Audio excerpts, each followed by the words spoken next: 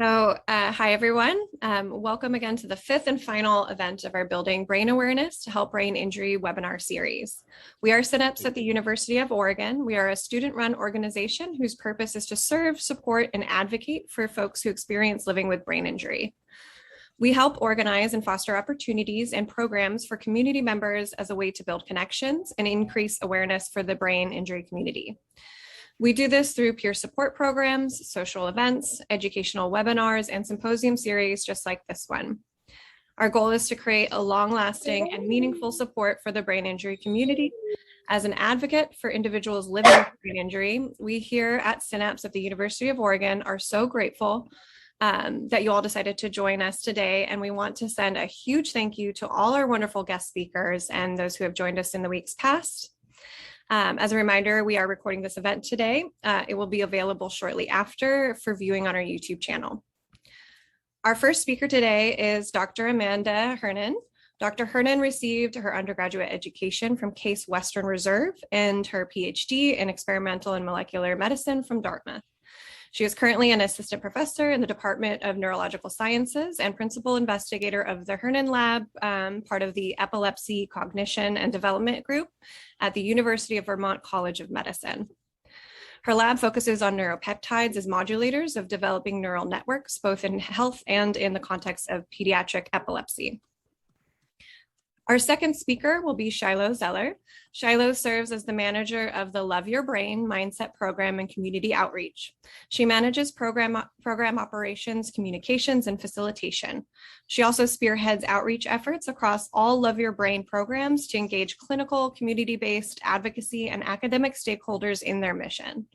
She graduated with a major in neuroscience from the University of Lethbridge, where she focused on researching behavioral changes following brain injury.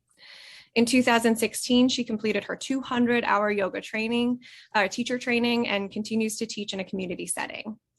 Before we get started, I wanted to request that if you have any questions, please be sure to put them in the chat so we can address them after each of the presentations. As a reminder, this talk will end at 12:30 today. So we want to make sure to be mindful that many folks are here, yes, to discuss, but also to learn about the brain. So let's be sure to give our speakers time to share so that we can then allow ample time to discuss afterwards, okay? So thank you so much, everybody. Daniel, you can go ahead and take it away. Hi, everyone. So I just want to say a few words about today's talks, and, hopefully when the series is all online, it'll all fit together nicely. But I just want to say, I think exercise and yoga and mindfulness were things that I had integrated into my recovery, and I wish I knew how significant they were in changing me, because you're not in a normal situation just trying to stay healthy and de-stress after a brain injury. And everything that I had to change about myself took a lot of effort, but it was able to change. And I think if I knew about neuroplasticity and how to think about what was changing in me, it would have been extremely helpful. I learned about that about 4 years, maybe 4.5 years after my brain injury, and also like a light turned on. I was like, oh, okay, that's what I'm trying to harness here. And being more educated about it would have just been more helpful from the beginning. So it was never too late to learn what you need to know about changing your brain and your mind and all that stuff. So anyway, I'm excited about today's talks, and that's all I got to say. So, all right, I guess our first speaker is Dr. Hernan. So hi, please. Great, thank you. Yeah, so thank you for joining us.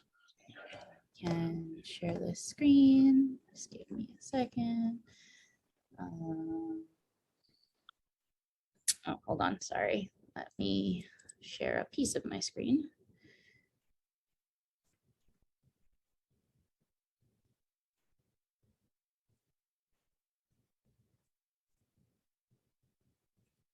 Okay, that's going to make sense in a second.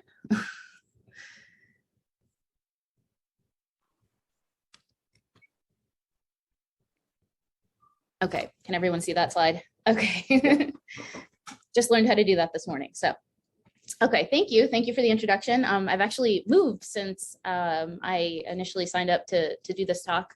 So I'm now a research scientist at Nemours Children's Health. My lab is the DECODE lab, so we're the Dynamics in Epilepsy and Cognitive Development lab.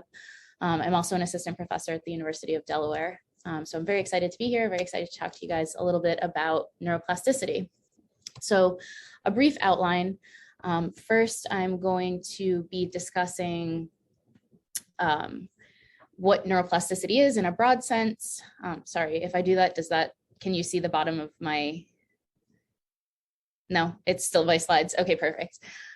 So we're going to be talking a little bit about what neuroplasticity is, give a little history of how we discovered neuroplasticity, how it works, what it's for, and then move on to plasticity after injury. Okay, so I usually give a version of this talk in the context of a cellular neurophysiology course that I was teaching at the University of Vermont. And I always like to start with a little bit of a quiz just to kind of see where everyone's at and just to get people thinking about what they already know about neuroplasticity. So feel free to shout out the answer. If not, just maybe write it down or think about it. I'll give you a second to read after I put all of the options up. So what is neuroplasticity? Is it the ability of the brain to change the incoming stimulus to increase or decrease a downstream response? Is it the ability of a neuronal network to adapt its strength in response to previous activity? Is it changes in neural pathways and synapses that occur only after a period of cell death? Or is it a neurodevelopmental process that ends in early childhood? So apologize for this typo up here, but. Okay. A and B, I think, are correct. So B is correct. And the reason A is actually not correct is because there's no way to change the incoming stimulus, but you are changing the downstream response. Sorry, again, that typo was probably not helping. So yes, so B, the ability of the neuronal network or, synapses or neurons or groups of neurons or whole networks of neurons to adapt. So we're primarily going to talk about increases in efficacy in this talk, but there's also decreases in efficacy that happen after periods of weak activity or inactivity as well. So upward or downward changes. So I'm going to start with this analogy and hopefully set the stage here a little bit. So imagine your brain as this pristine snowy mountain. There's a skier standing at the top of the mountain looking to ski. Of course, gravity determines that he's going to go down. But there are some natural features of the mountain that can shape how the skier will be able to travel down. So things like, even the texture of the snow, but rocks, trees, other natural landscape features. Over time, with more skiers, the mountain, as I mentioned, I just moved from the University of Vermont, so this is Stowe, gains trails that are carved out. And these trails are reinforced when new skiers go from the top of the mountain to the bottom of the mountain. And new pathways can be formed in the snow with enough skiers and enough time, particularly if their skiers are coming fast enough that they can gouge a pathway out before it snows again. So in this analogy, the pristine snowy mountain is the brain that you were potentially born with. It's not blank, but it has some natural features, but there aren't a ton of pathways that are really totally predetermined. And with time and with experience and use, you get these pathways that are forged, that are built and rebuilt, but can continue to be built over the course of our lifetime. And so this whole process is neuroplasticity. So the brain is constantly changing. There are new synapses that are formed, strengthened, weakened, and this is modulated by a whole host of biological factors, including neuronal structure, expression of specific proteins and hormones, changes in gene expression, and influence from other cell types in the brain, which is actually a really interesting new area of research that I'm actively involved in. And neuroplasticity occurs at any time in our brain processes information. So any type of information, whether that's a traumatic event or stress or a social interaction, or meditation, or as Daniel mentioned, exercise. Anytime we learn something or attend to something closely, our brain is changing in response to those inputs. So neuroplasticity is a neutral process. And as such, it can kind of be a double-edged sword, depending on what the experiences are, depending on what we're giving the brain. So plasticity promotes learning, whether that's learning a new language or a new skill, or learning an addiction or a traumatic association between, two events. So at the synaptic level, there's much known about the processes that dictate neuroplasticity. And for the purposes of this talk, we can think of plasticity in the brain as fundamentally arising because of synaptic plasticity, repeated over the trillions of synapses in the brain, over the billions of neurons and the millions of networks. Okay, so at a fundamental scale, it's about synaptic plasticity here. So I think it would be a little bit helpful to talk about what synaptic plasticity actually is as a way to kind of anchor our thinking about this way the brain changes. So this schematic is something that I also borrowed from the class that I was teaching in, and I thought it might be helpful to provide this concrete example here. So this is a presynaptic neuron. So this is the neuron that's talking to this postsynaptic neuron, which is the neuron that's listening, right? And this is a synapse, one of hundreds or thousands that each of these neurons has. And when this presynaptic neuron, when it sees an action potential, when it fires, it's going to release some neurotransmitter into the synapse. So this particular neurotransmitter is glutamate, and glutamate can bind to a variety of different postsynaptic proteins, namely these AMPA receptors, these NMDA receptors, and these other glutamate receptors that we're not going to talk too much about. And when this happens, sodium ions are actually allowed to enter into the postsynaptic cell. So with repeated high frequency activity from this presynaptic neuron, this neuron's like really talking really loudly to this postsynaptic neuron. This glutamate can actually increase the voltage potential, can actually increase the voltage in the postsynaptic cell.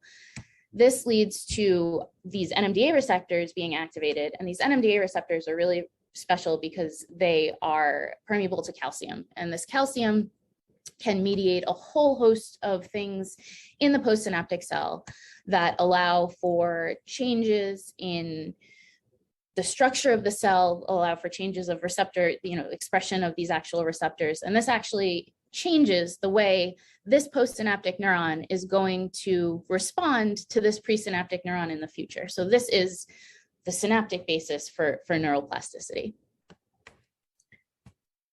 Right, so what this looks like is before this high activity happened, you have one size response, and then afterwards you literally have a bigger response or a smaller response depending on the pattern of activity.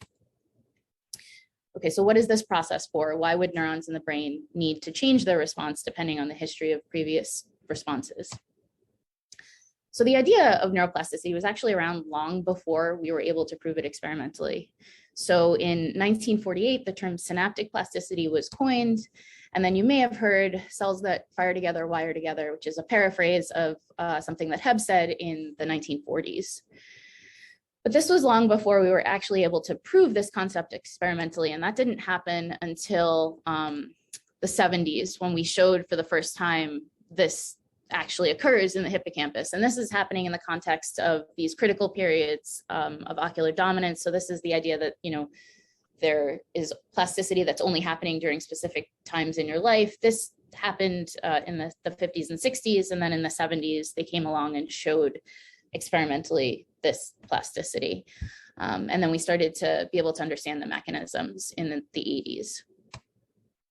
Okay, so what does this actually look like? So here we have a neuron. This neuron has hundreds, if not thousands of inputs, but we've got two discrete inputs that we're showing here from two other neurons that are activated. So we have input 1 and input 2. So when neuron 1 fires, or neuron 2, you get a response. So this is what the response looks like. It's going to be the same every time neuron 1 or 2 fires, because neuron 1 or 2 are just they're kind of whispering at the target neuron, right? So then something happens and neuron 1 starts yelling. It starts firing a lot. So this increased firing onto our target neuron only potentiates the response from neuron 1 and not the response from neuron 2. So you can see an increase in the response size in the target neuron when neuron 1 fires, but not when neuron 2 fires, right? So this means that we have some specificity here. This potentiation has been shown to last for a long time, for hours, experimentally when we can test it. So it's pretty persistent. And now if we co-activate Synapse 1 and Synapse 2 with a repeated pairing protocol, you can see that the input 1, you can say is the sight of a rose, and input 2, which might be the smell of a rose, can be associated together. So we can get, plasticity in both of these synapses if they're both, if both of the neurons are firing at the same time. And this is specific. So if you smell an onion, for example, if you have neuron 3 firing, you're not going to get this association and you're not going to get a potentiated response. Okay, so this is the physiological. So the physiological basis for any brain system that underlies long-term memory then has to have these 3 requirements. It has to be persistent, maintained for a long period of time. We know that memories can be maintained for the entire lifetime, or, from the time we're like 5 or 6 until the time for the rest of the lifetime, that it's got to be specific and that it has to be associative. So we have to be able to say, I want to, the thought of the sight of a rose can sometimes invoke the smell, right? So now we have the idea that this plasticity is actually a really good candidate for the physiological basis of learning and memory. So it was some 30 years after Hebb had postulated that theoretical framework, and just 7 years after they had shown this plasticity happens experimentally, that we were able to kind of develop this association between the plasticity and the long-term memory. So Carol Barnes created a spatial learning and memory task for lab rodents and began to ask questions about how the plasticity relates to the learning and memory.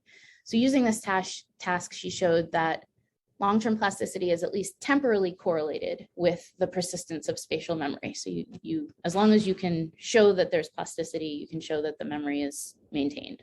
Okay, so that's an association, not necessarily causation, but a pretty strong association. So this correlation between plasticity and long-term memory was occurring around the same time we were learning more about the mechanism.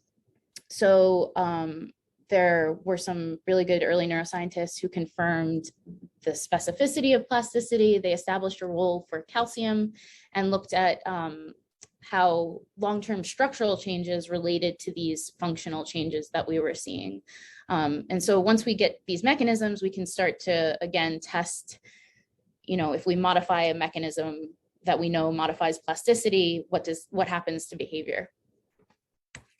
And finally, with the help of some other tasks that Richard Morris developed, we were able to, again, start to prove that the same key players that are involved in long-term plasticity are involved in long-term memory. So these are all correlational, and some of the most convincing work to actually link in a causal way plasticity to learning and memory occurred in the early 2000s. And it was through the use of this somewhat controversial peptide ZIP. So what ZIP does is it basically goes into the brain and it can bind to some of those crucial downstream players that calcium starts to activate and resets the plasticity. So that's what they're showing here. So this is kind of the baseline response. Then they have this period of high frequency activation of these inputs, of these synapses, and you get this nice plasticity. You inject this peptide and you reset the response. So it's literally now the same as it was at baseline. And they're showing that in vitro and then in vivo here. What is a peptide? What is a peptide? It's a tiny piece of a protein. So it's a drug, effectively. Okay.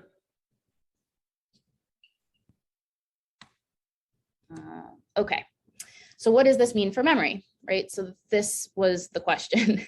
And this is a rotating arena task. It's basically the animal has to avoid a place in space on a big rotating arena. So it has to constantly update where it is in space. It has to learn, and then it has to remember that that's the task. So it's a pretty complicated task for a little lab mouse to do. And so what you can see here is that the animals can quickly learn that, they need to avoid this space. So they're taking more and more time before they actually enter the space. And then what the investigators did was they injected either saline or this drug, this peptide.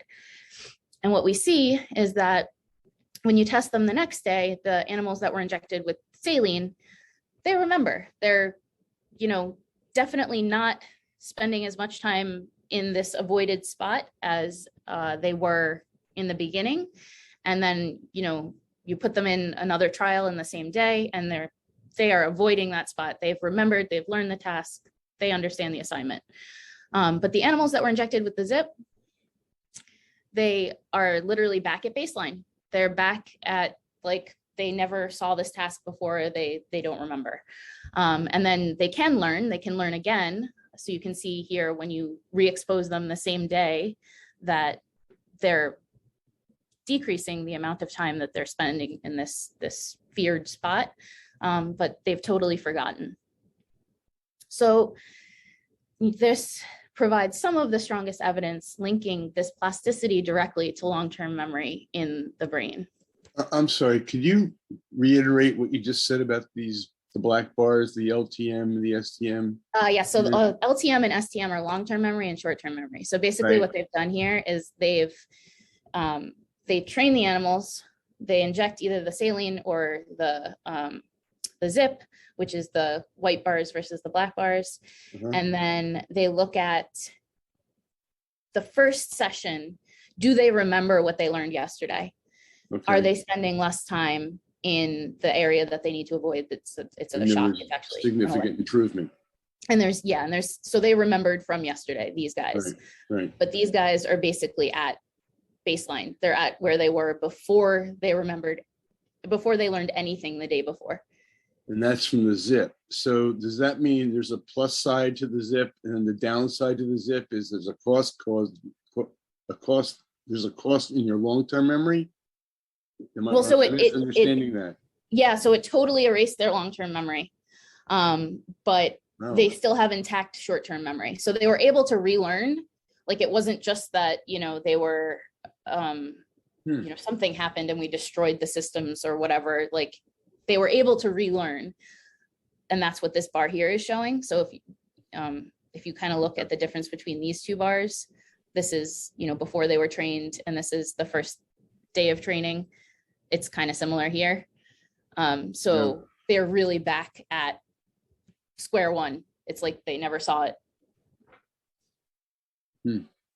Okay. So there's, like I sort of alluded to, there's some controversy about this drug, and people for a little while back in the early 2000s were talking about it for PTSD, for people with post-traumatic stress disorder. Like, oh, can we reset their memories and make it so that they're not, and there are a lot of caveats that mean that it's not going to be something that we're going to be able to translate directly into humans, but I think it's kind of a cool proof of principle for plasticity's association with memory. Okay. Empirically, I would tend to agree with you, and I'm not a scientist, but go ahead. Continue. Yeah, they've done it in a couple different tasks and there's actually a recent review of this system and this peptide that's really interesting, and I can link it in the chat if you are interested. Yeah, please do. Okay. Right, so motor learning is also learning. Does this also require neuroplasticity? So as far as I know, no one's injected zip into the motor cortex, but there are some studies looking at plasticity and remapping of the motor cortex and how that's associated with learning a new motor skill. So in this task, the researchers here have trained these rats to do a skilled reaching task. And they showed that the rats that were trained have a pretty drastic reorganization of the motor cortex and a remapping of the connections in the contralateral side, alongside some neuroplasticity and synaptogenesis, or new synapse formation. That's like, this is functional, this is structural. So also happens in other brain regions with other types of learning. So all the examples I've shown so far are of long-term potentiation or an increase in synaptic efficacy. There's also long-term depression, and there's also an interplay between the long-term depression and the long-term plasticity, or the long-term potentiation. So you can imagine that if you're just constantly potentiating synapses, you're gonna have just too much activity in the brain. And I study seizures, and I can tell you too much activity is not not good. So there is a reset mechanism that we know somewhat less about, but We call it homeostatic plasticity. And this plasticity helps to prevent synapses from reaching a point of saturation by maintaining synapses within a pretty narrow dynamic range of plasticity. So you wouldn't want it to be that all of your synapses were potentiated and you couldn't take in new information, for example. Okay, so why am I telling you all this? So following brain injury or any sort of neurological disease, there are going to be some widespread biochemical, anatomical, physiological changes that result in what may be considered a new and different brain. So this adapted brain is forced to reacquire behaviors that were lost as a result of the injury or the disease. And so it relies on neuroplasticity within these residual neural circuits. So can we use what we know about neuroplasticity in the context of learning and memory to help the brain gain back function? So this is the basic premise for learning or relearning or exploiting neuroplasticity as a therapeutic strategy. And so decades of this learning and memory research indicate that for each new learning event, there's some necessary and sufficient change in the brain that supports learning. And this is neuroplasticity. It's driven by the sum total of all of the experiences, behaviors, even the thoughts that we have are driving this neuroplasticity constantly.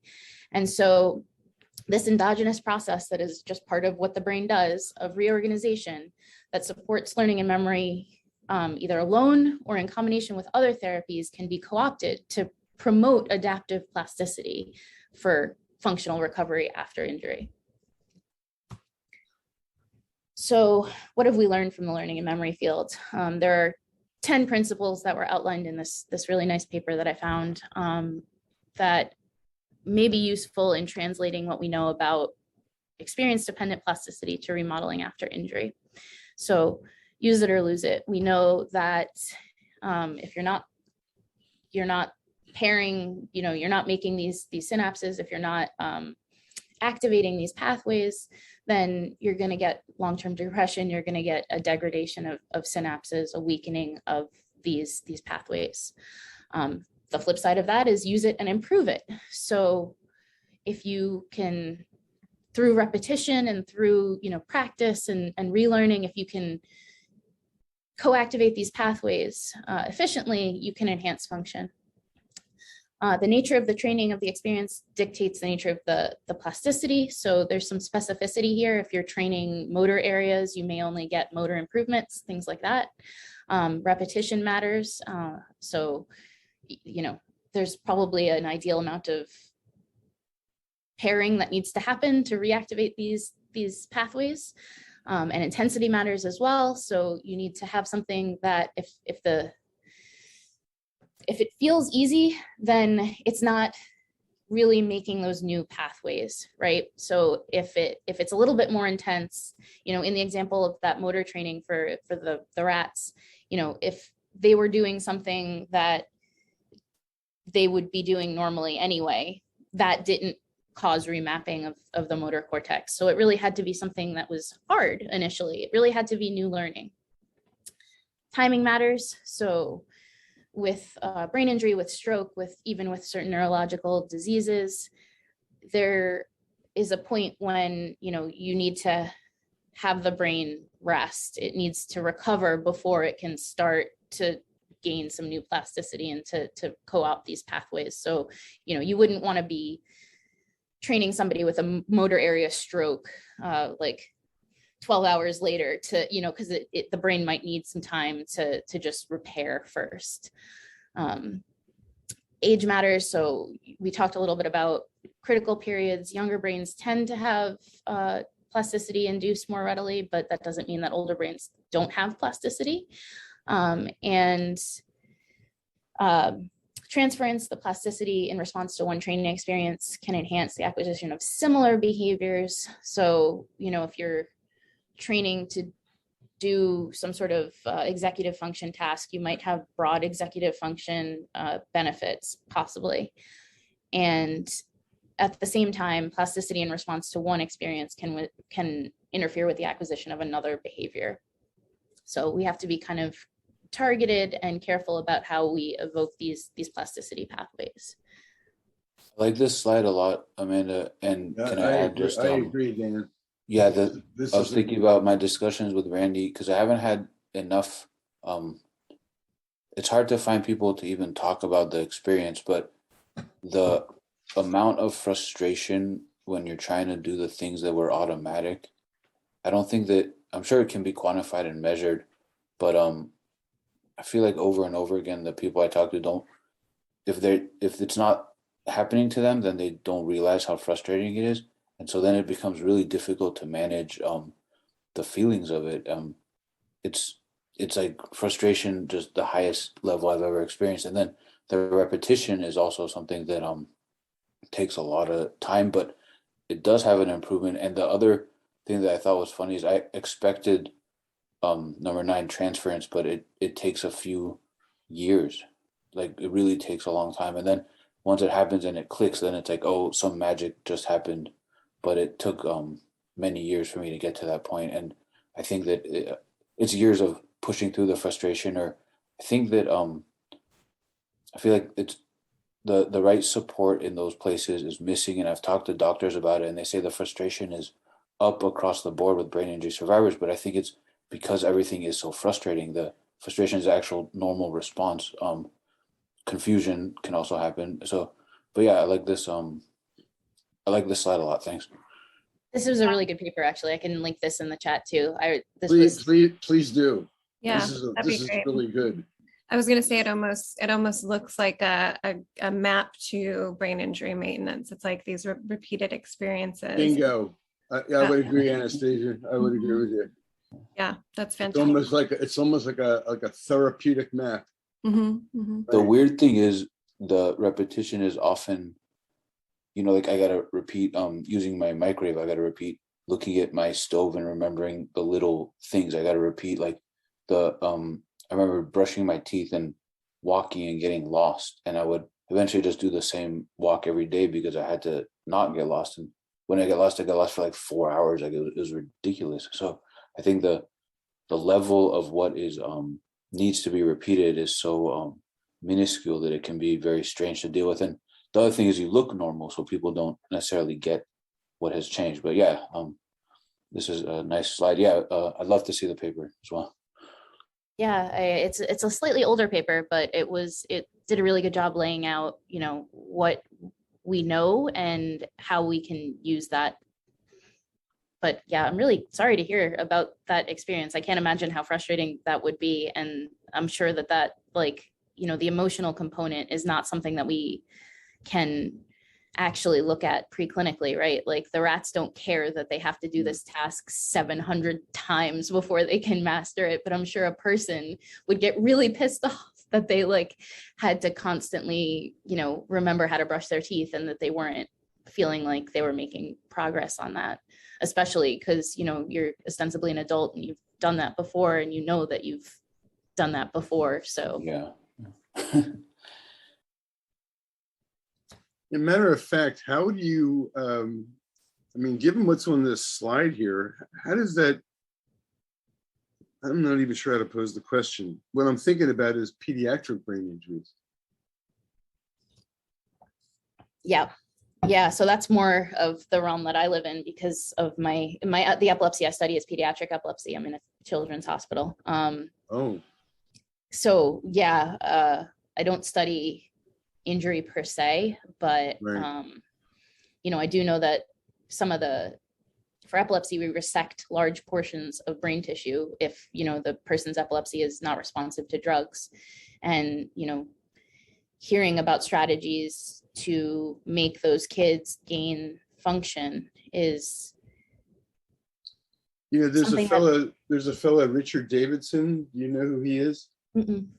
He's a neuroscientist. He was in Madison, Wisconsin, at the university there. I don't know if he's still there or not. But he wrote a book a number of years ago, I think it was in 2012, called The Emotional Life of Your Brain. And this is the guy who brought over a group of monks and used functional MRIs to evaluate the impact of meditation on the brain. This was back in the 80s. So in this book, he talked at the end of it, the only thing I really remember is that he talked about that if you wanted to work on this, focus on this part of your brain and do this. And there were things like that. And somehow, I think what you have on the screen here elaborates on the kind of neurological map that he laid out in the book. I'm not sure if this is coming out right, but. No, it's all interrelated. And I've had an interesting discussion with two people since I moved to Seattle. One, with all the autonomic problems, she thinks her autonomic nervous system is damaged, and then how it relates to weird body dysregulation. And another guy that he and I think we have inverse executive function to cognitive function loss, but he can't even start to plan. So it's very frustrating, but to like rally and figure out how to use it or lose it, how to go down this list and implement it in your life. Quite frankly, I haven't seen a therapy approach like that, and I think it would be helpful because you would need someone else to help you with it. I agree. To do it yourself is very hard. I absolutely agree with you, Dan. Yeah. I absolutely agree with you.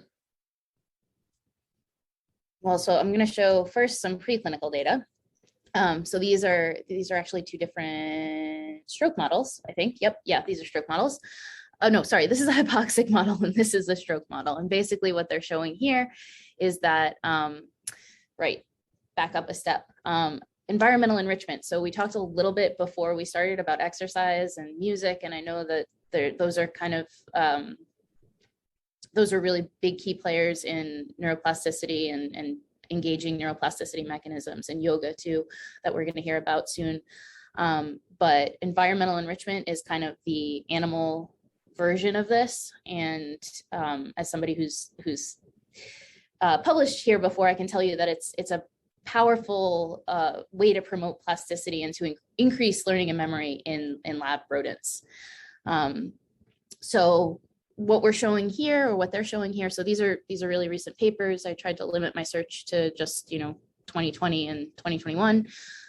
So what we're showing here is that these animals that had a hypoxic injury, when they were enriched here in the red bars, they were actually able to gain motor function back. So they're not to the level of controls, but in two different versions of this task, this is a 1 centimeter incline and this is a 2 centimeter incline. Obviously the 2 centimeters a little harder, but in both versions, the enrichment was able to improve the motor function in this brain injury model. Similarly here, this is stroke. What they're showing here is that with environmental enrichment, this is, I forget what test this is. Let me just quickly check my notes, but this is latency to, oh, sorry, this is a rotorod, latency to fall. So these two are motor function up here.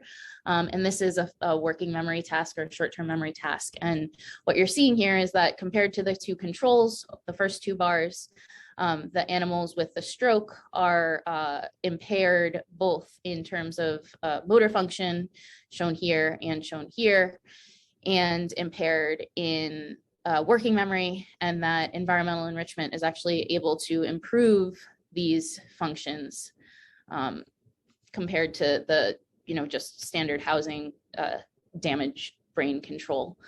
And this co-occurs alongside a type of structural plasticity. So they're looking at dendritic spines here. So it's, not only functionally changing the brain, but it's also structurally changing the brain.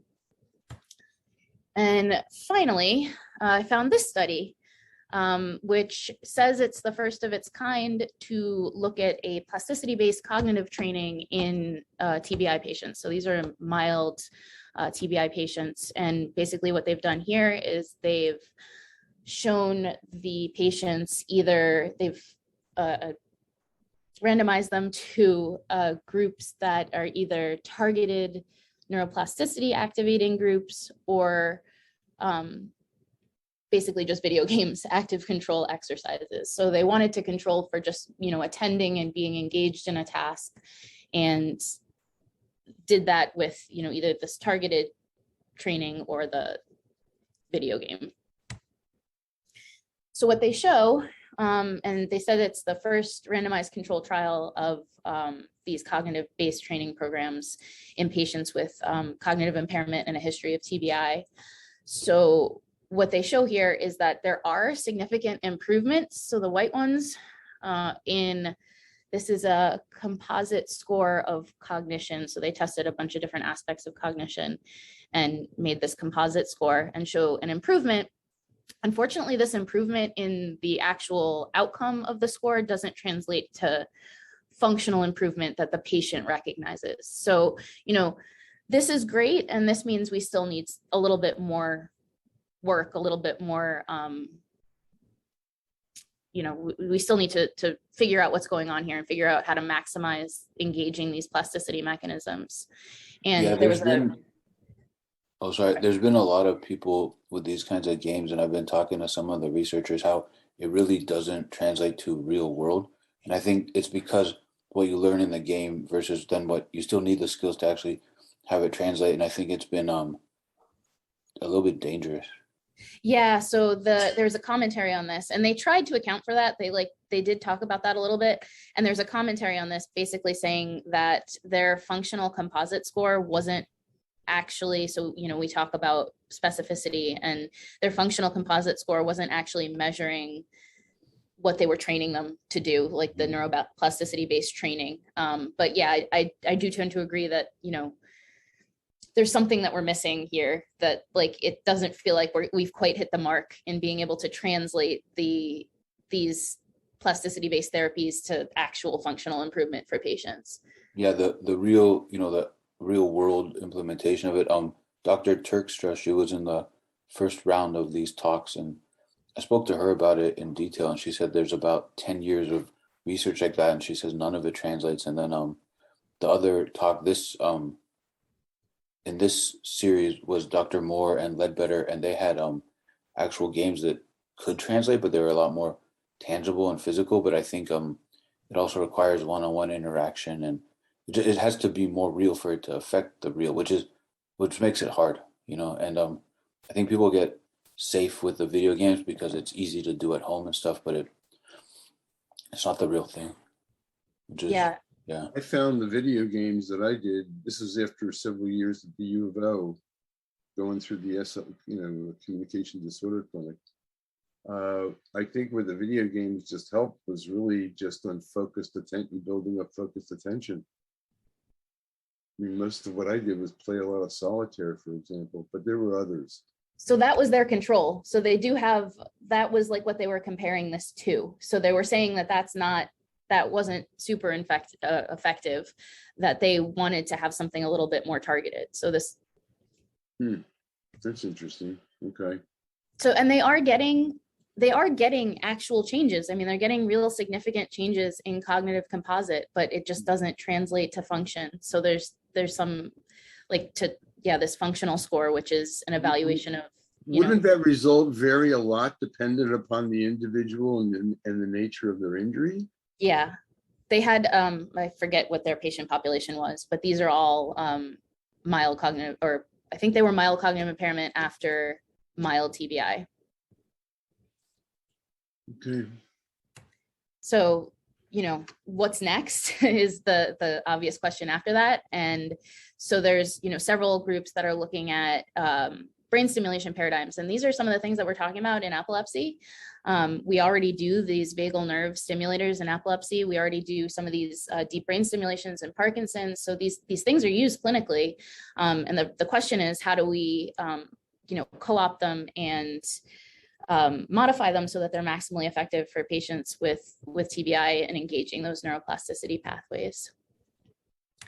Okay, so if we go back to our brain, my sort of effective brain analogy here of the mountain, if you have a disease or an injury or something that's, affecting a specific number of pathways, like a skier here is going to have a harder time for sure getting to the bottom, but there are ways to carve out, and new pathways. There are, ways that we're going to be able to get that same effect potentially in the brain, that the brain is enormously plastic and within reason can compensate for a lot of different injuries. So conclusions, when pairs or groups of neurons or neural networks are activated together over time, they change the way they respond to future activation. And these changes that are specific, persistent, and associative are neuroplasticity. This neuroplasticity is fundamental for new learning, and it can be modified by anything that we experience: sensory input, thoughts, exercise, stress. They're all sleep affects plasticity a lot as well. They're all ways that we can modify this fundamental process. And the thresholds for neuroplasticity are different for each individual. They're change within an individual throughout lifetime, with and without injury, even day to day with different hormones and different levels of sleep, like I said. But fundamentally, all brains are plastic. And so harnessing what we know about this plasticity from decades of learning and memory research can hopefully lead to new approaches that promote functional recovery in disease and after injury. So sorry, I apologize. I went over time. I'm so sorry, Shiloh. I mean, I thought this was excellent. This book, and in doing all this research, this book and its partner, this book by the same author, seem like they're really good reads, and might be really helpful for this audience if you want to learn more about plasticity, and specifically about plasticity in the way, and I don't know this author, I just happened upon his books when I was doing this talk. So Dr. Hernan, do you mind also putting those titles and authors in the chat too? Yes. That makes it easier for people to get later. Yeah, thanks for making the talk specific to this topic. Is really good. Yeah, I hope that was useful. This is sort of adjacent to my field, so I'm not a complete expert on all of the things that I'm talking about, but I did try to read up on a lot of it and hopefully presented it in a way that made sense. Are you in Philadelphia, or you were down in Delaware? I'm in Delaware. Yep, in I'm in Delaware? Wilmington. Oh, okay. So if there's no specific questions, I thought your presentation was excellent Thank you. and long overdue. yeah, that there's not About 24 years long overdue, but go ahead. Anyway, I was going to say we should let Shiloh begin so that there's enough time and for Sorry, questions. Shiloh, I'm sorry. No problem. I was really Sharing. into that. No, it was a great talk. Thank you. Yeah, I'll post those links. Let me work on that. All right, I'm just gonna get myself situated here. Everyone can see my screen okay, not all my notes for when I inevitably forget what I'm talking about. Yeah, thank you so much, Dr. Hernan. That was very, very entertaining and took me way back to my undergrad and everything that I tried to block out of my memory for a little while. So again, my name is Shilo Zeller, and I'm here on behalf of the Love Your Brain Foundation. And a little bit of my background. So I do have a degree in neuroscience, though not anywhere nearly as advanced as what Dr. Hernan was able to share with us today, and have recently gotten more involved in the yoga space. So I am a certified yoga teacher as well. And when I was graduating university, I had no idea what I wanted to do. I'd been involved in some research at my home university, and it just wasn't really my thing. And I thought about medicine, and that wasn't really feeling right. So I was a little nervous about what I was going to do with this degree, and then came upon the Love Your Brain Foundation, and it was all really serendipitous of merging all of these things that I really liked. Hearing you talk about Stowe, Vermont as well, our organization was born in Vermont and was founded by ex-pro snowboarder Kevin Pierce and his family out in the Vermont area. So Stowe was their home mountain from what I hear, and a beautiful place to be. And yeah, I'll dive into this, and our programs are completely free of charge. So I'll preface that because I almost always forget to actually say that. So we're a nonprofit foundation, but all of our programs are free, and we're across the US and Canada as well. So I'll go into a little bit about what our programs are, and then, yeah, we'll hopefully have some time for some questions, and I'll do a couple of different practices just so we can get out of our minds and bodies for a little bit. So on that note, we'll start out with a calm meditation. So this is how we start all of our meetings with any participants in any of our yoga classes or our Love Your Brain Mindset program, which is our virtual program.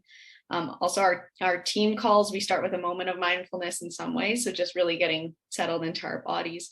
So I'll lead us through something, and I invite you to practice along. If you are more comfortable turning off your camera, that's totally fine.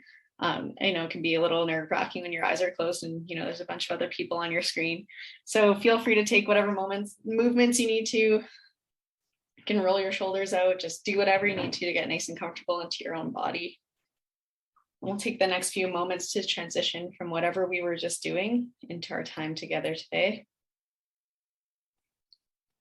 You can start by sitting in a way that brings steadiness to your body. You might place both feet on the floor, find some length in your spine. Rest your hands on your legs. If you haven't already, you can go ahead and close your eyes if you're comfortable with that, or just take your gaze away from the screen. It's a lot of screen time these days, so a little bit of a break might be nice. And from here, take a nice full breath in and a full breath out. You can begin to notice your body breathing in a pace that's just right for you.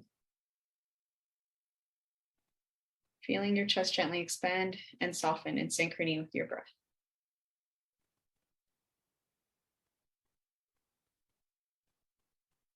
Feel the pulse of your breath gently moving in and out.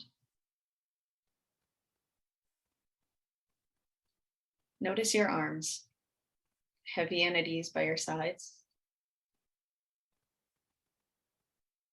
Notice any sensations in your shoulders, elbows, and palms.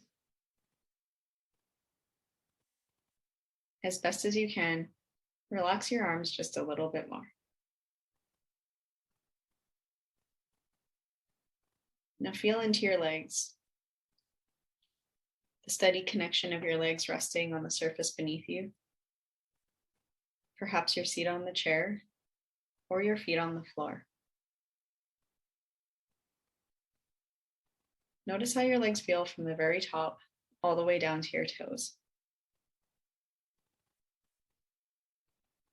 And with kind attention, notice the state of your mind. Does it feel focused and at ease? Perhaps distracted and tired? Welcome whatever is most present for you as we all acknowledge where we're starting from today. Take a nice slow breath in and a slow breath out. Finally, cross your hands over your elbows. Start to give yourself a gentle massage, moving all the way up to your shoulders. You can slide your hands to rest one on top of the other over your heart and feel into this caring place and welcome whatever it may be holding right now.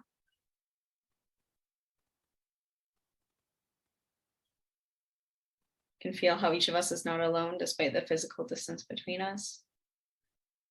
How we are all here showing up for each other from a place of care. Take a slow breath in and a slow breath out. And taking one last moment to check in with your whole body, mind, and heart.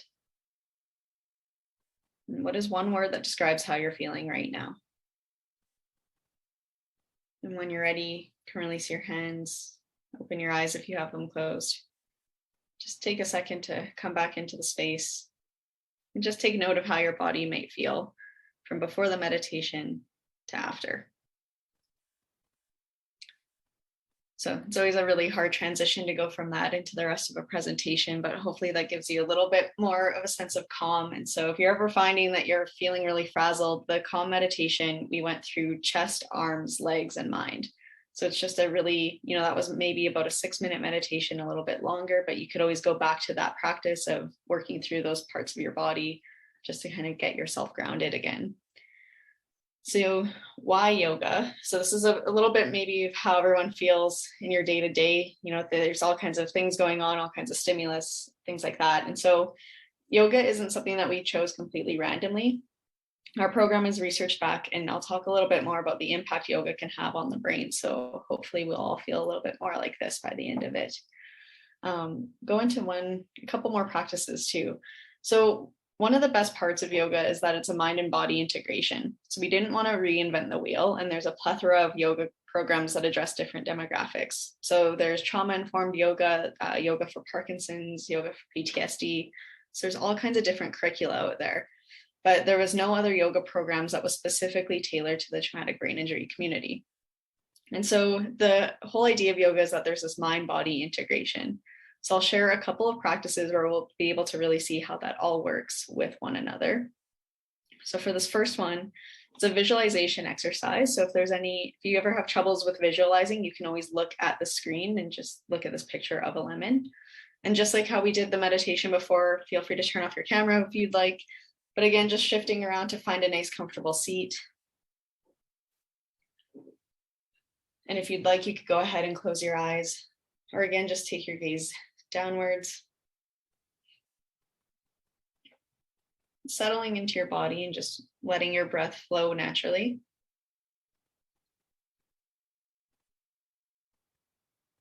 And picture yourself in a kitchen. It might be your very own kitchen, or maybe a dream kitchen.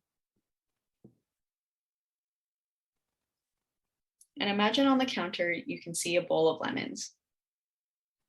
You can see the sun reflecting off the yellow skin.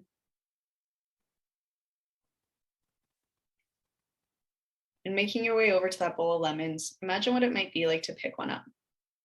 You can play around with it in your hands. You might feel how smooth the skin is, some of the bumps, the irregularities. Just thinking how that might feel to hold a lemon. And with your next inhale, bringing that lemon up towards your nose and imagining that citrusy scent. The nice big inhale, you can really smell that lemon. And with an exhale, imagine biting into the lemon, just like it's an apple, biting right through the skin of it. You can feel the juice down the sides of your mouth, maybe running down your hand. Thinking of your teeth sinking right through the skin of the lemon. Sending the lemon back down. Take one more deep breath.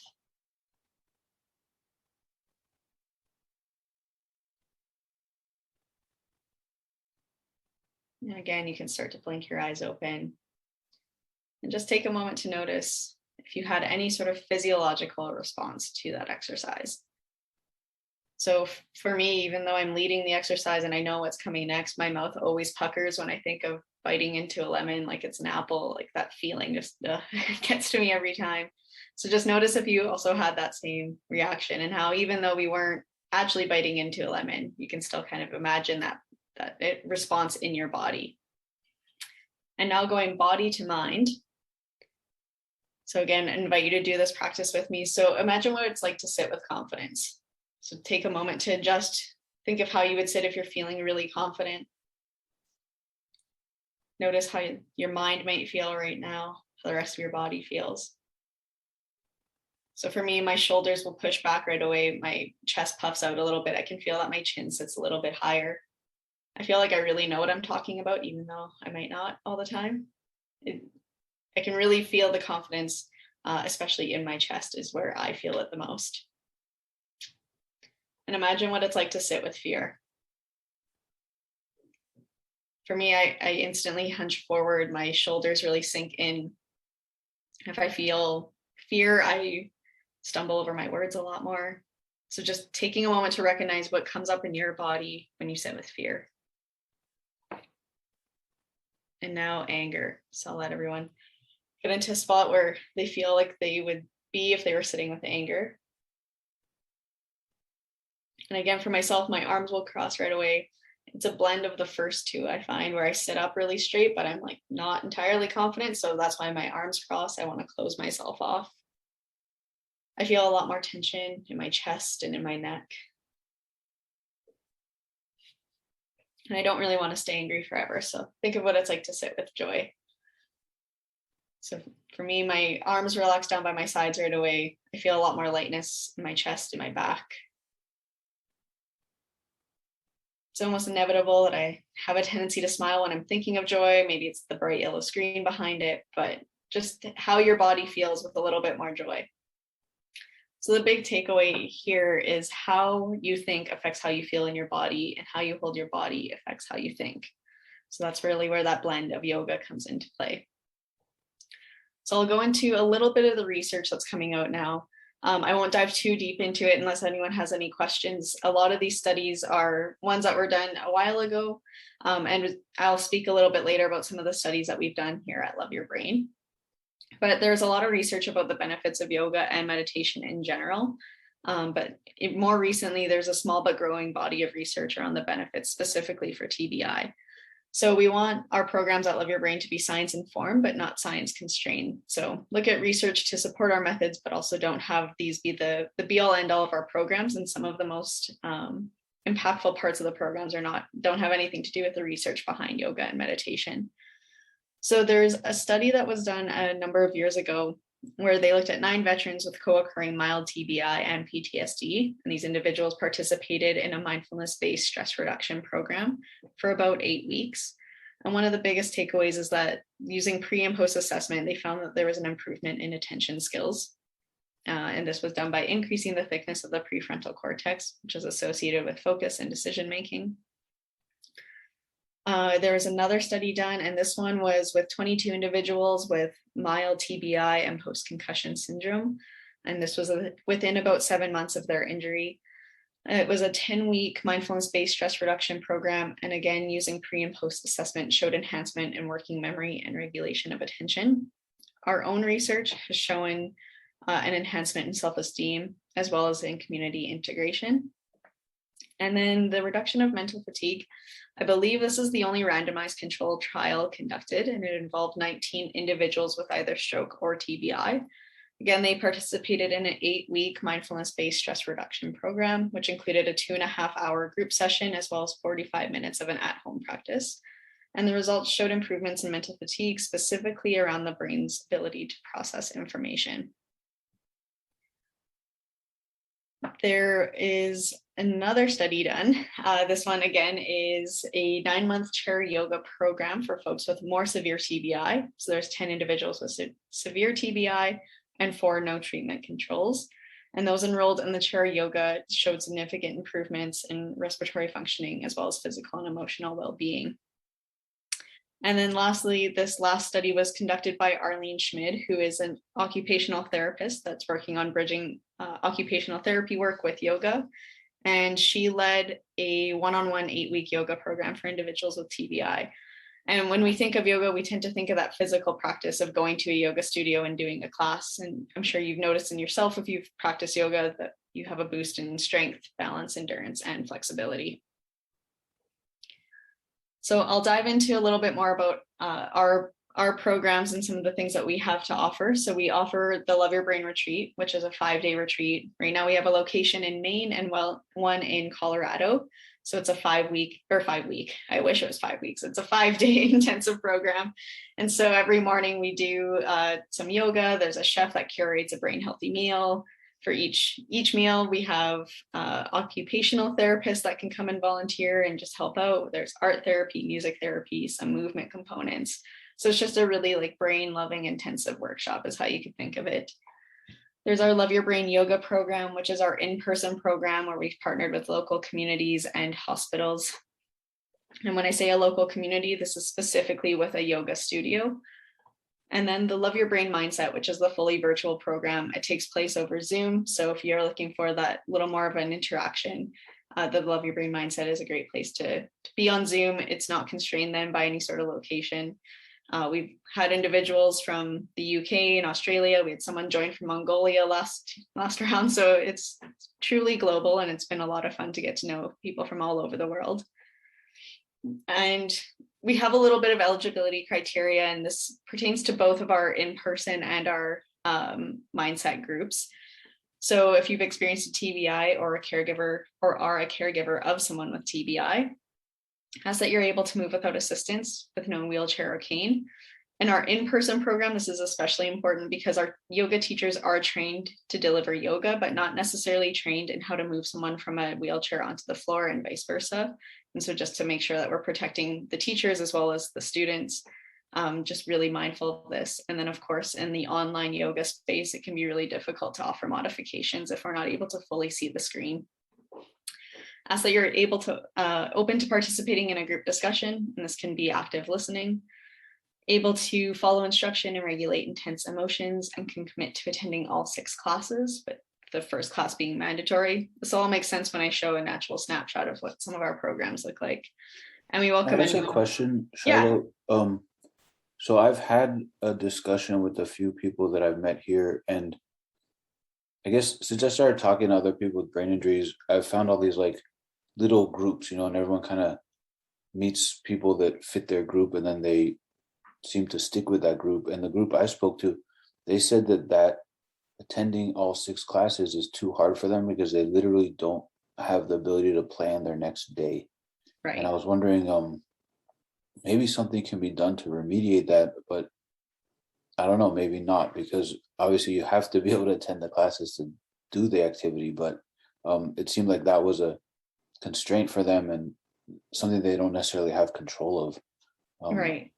Yeah, I mean, the biggest thing is we say that, first class being mandatory, but obviously life happens, people forget, you double book yourself, a doctor's appointment pops up, there's a sick kid at home, those types of things. So it's really flexible, and that's where the online program has been a lot more beneficial, just because it can be as simple as just quickly logging into Zoom, especially last minute if you realize like, oh shoot, I'm supposed to be somewhere right now. It kind of takes away that stress of having to like plan how you're going to get to a location. The other thing is that we have a self-paced program. So it's a weekly email with 4 different tools. And then that way it's completely up to the individual of when you get to those different components. So there's a recorded yoga class and a recorded. That might be good for certain people. It was sad for me to hear that they had that explanation, but I totally get it. So maybe they're self-paced and be able to do it at their time. Yeah, I'll let them know. Yeah. And then just going into a little bit of how the yoga is TBI centered. So we've adapted specific poses to prevent dizziness and headaches. So you're not going to show up to a Love Your Brain yoga class and be doing handstands and headstands and all kinds of things like that. We really even minimize the time in downward dog, and there's no pose that anyone would have to do at any point. There's simple, slow, repeated instruction to minimize cognitive fatigue, offer similar movements in a similar sequence for learning and memory. There's soft lighting and no music. So all of our in-person yoga studios have light dimmers, or they have curtains to block out any natural light, just knowing that visual stimulation can be really problematic. I've had a few head injuries myself, and lights, especially fluorescent lights in a gym or anything like that, are a lot for me. So that was just a really nice feature that we've had. There's strategies to focus attention and manage negative thoughts. And all of our programs have a group discussion theme to build community and resilience. So for example, in our in-person program, it's a 90-minute class, and the last 20 to 25 minutes are reserved for group discussion. So there's a theme that's shared for the week, and then everyone can stay and discuss. It just really helps to build community and create some trust and help individuals get reintegrated back into the real world, where a lot of times we get to be pretty isolated, especially when you're trying to keep symptoms at bay. And, lights are hard, sounds are hard. I know my social life definitely suffered after a lot of my concussions. And so this was a really nice way to just slowly get back out into it. I won't spend too much time on these, but this is some of the research we've done here at Love Your Brain. So we feel it's important for us to contribute to the scientific understanding of yoga and meditation for TBI, not only for our own benefit of understanding, but this is also just really great for us to be able to connect with the medical community.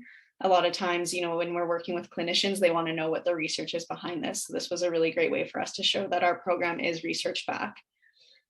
So starting around 4 years ago, we noticed that there was no other programs quite like ours. So we developed a pilot program to help create more evidence-based understanding of how to adapt yoga for TBI. So the group was split into a control group and a group of individuals that were enrolled in an 8-week yoga and mindfulness program. And what we learned was at the end of the study, those that attended our yoga and mindfulness program showed significant improvement in quality of life, particularly in sense of self and ability to handle negative emotion. And this also showed us how important that sense of community was. So if, again, in a really serendipitous way, maybe the biggest takeaway was after each class, everyone stayed for like 45 minutes just to talk with one another. And it was evident that there was that real need for a community. So since then, we've published 3 more studies, one being a qualitative study with 13 individuals with TBI, as well as 3 caregivers. One is the largest study published on the impacts of yoga on the TBI community. And lastly, we had 86 of our partner teachers share what some of the best ways were to adapt yoga for a community-based practice. And this is a really brief snapshot of some of the outcomes that we've seen, so I won't dive too much into it, but we did see significant improvements in resilience, cognition, and positive affect. No improvement on the emotional or behavioral dysregulation scale, but it is something that we do want to look into more in the future. And we also had caregivers participate in self-perceived improvements in physical and psychological health. So the Love Your Brain mindset is maybe the most applicable program just because we're all in different areas of the world. And again, that's a free 6-week program. And it's essentially 3, but there's 2 different pathways. So there's just a 45-minute group discussion, which is kind of like a support group setting, or there's a 75-minute yoga class, and that's all over Zoom. And then again, just that smaller portion at the end of the class to do a group discussion. We also have a bonus of weekly emails with a 1-minute educational video, a 10-minute meditation, 45-minute yoga class, and a 25-minute yoga nidra practice. Yoga nidra literally translates to yoga sleep. And so it's a really great way to start to mimic the philosophy of yoga nidra is that your brain will start to mimic the same brain waves you have when you're sleeping. So I usually toss on a yoga nidra meditation before bed if I'm having trouble getting to sleep. And I don't ever recall waking up from it. So definitely recommend it if you're ever having trouble getting to sleep. And the self-paced program just has that weekly email. So it's just the 1-minute educational video, the 10-minute meditation, yoga class, and yoga nidra practice. And then there's no sort of interactive meetup on that one. So I have 2 videos that I'm going to share back to back, and I think we're okay for time still, right? I have like 15, perfect. So this is a video from our mindset program, and this is the 1-minute educational video. So it's how we've introduced the topics for the week. After a brain injury, it's easy to get swept away by what we wish was different. We often get stuck in the past or future, causing anxiety and stress. So what can you do? Mindfulness is a tool that empowers you to approach life with more balance and perspective. Imagine it this way. Your mind is like the ocean. Your emotions and thoughts are like the waves. Sometimes they're moving like a calm ripple, other times crashing down one after another. There's no way to stop the waves, but you can learn to surf them. Mindfulness is not about stopping thoughts or feelings. It's about changing your relationship to them, viewing them with a little more perspective. And when you do, even in the rockiest seas, you find a place of calm within yourself. The good news is, mindfulness is an ability every human has. You just have to practice. Practice with us through meditation, yoga, or simply pausing to notice your breath. How does mindfulness show up in your life? The power is within you. So for example, with this video, the question, how does mindfulness show up in your life? That would be the discussion topic for week 2. So the video always kind of gives a little bit of an intro of what it is that we're talking about and then poses the question. And then when we meet up on Zoom, everyone's had a chance to maybe think about it a little bit. So one more video, and this is from a participant that was part of our in-person program in New Hampshire pre-COVID. So we're slowly starting to reopen. I'm sure a lot of you know that yoga studios were hit especially hard with the pandemic. So we used to have 60 partnerships in 38 states, 6 provinces and 1 Canadian territory. But since COVID, we've had to slowly rebuild. So we're looking at relaunching in 12 locations in January. I have 4 major head injuries, actually, and the first one was when I was about 11 or 12 years old. So I've not been sure about what's been going on with my body for a very long time, and it starts just gets more and more painful, and doctors and medicines, and I've tried everything. So for you guys to start this kind of a program where it's not just yoga, which is helpful, it's modified. Looking at the website and entertaining the idea, could I do this, was so nice to see. The lighting could be adjusted, the music or no music, that it was adaptable. I hadn't had a lot of control over a lot of things in my life, and this idea of yoga seemed to be something where I could gain a little bit of control.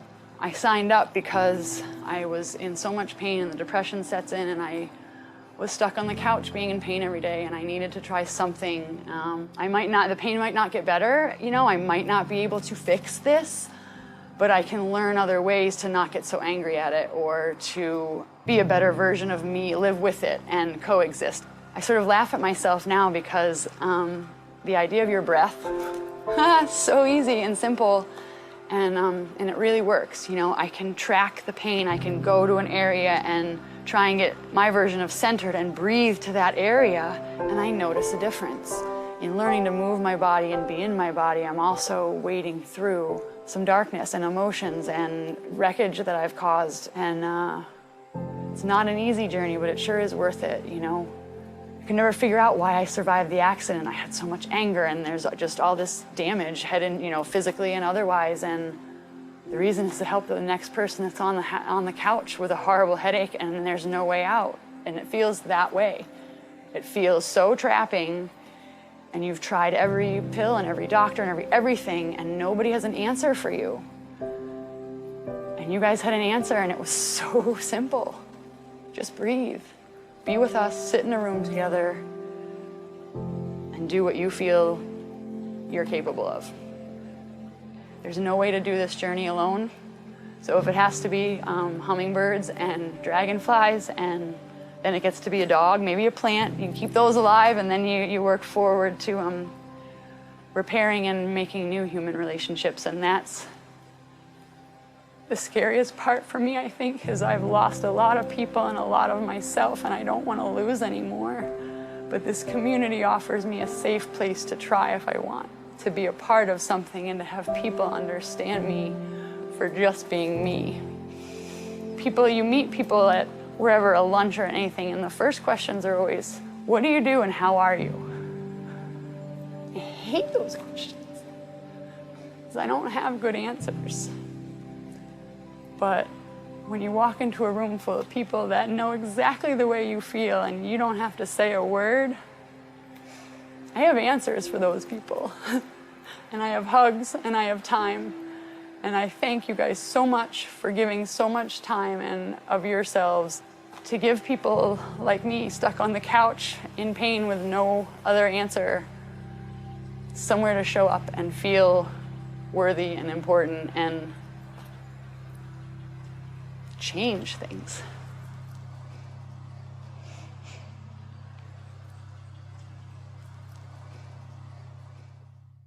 All right, well, I think that's usually a pretty good note to end on.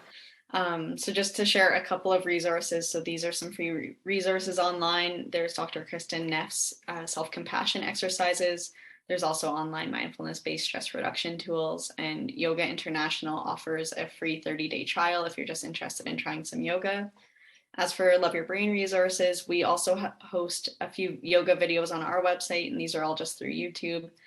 So you're more than welcome to go on there and try a couple of the Love Your Brain yoga style classes just to see how that feels for you.